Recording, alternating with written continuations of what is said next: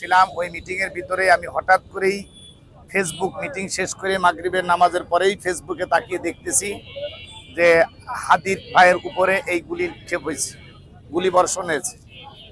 অত্যন্ত দুঃখের সাথে বলতে হয়, অত্যন্ত দুঃখের সাথে বলতে হয়, বাংলাদেশের বর্তমান সরকার বিগত প্রায় 1.5 বছর অতিবাহিত করছেন।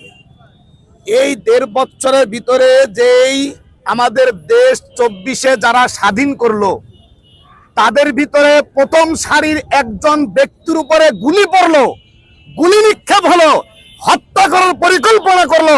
এদেশের সরকার প্রশাসন কার কি বসে বসে তুষ্ট ছিল?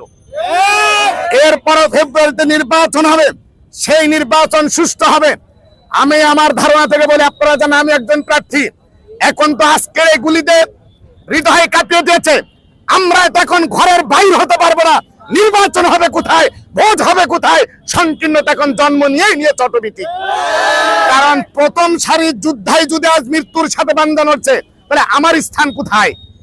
প্রথম সারির জুলাই যুদ্ধায় যদি মৃত্যুর সাথে বান্ধা নড়ে, তাকে নিরাপত্তা না দিতে পারে, তাহলে এই সরকার, তার বাহিনী, আমি একজন প্রার্থী হয়ে আমাকে নিরাপত্তা দেবে, এটা সম্ভব নয়।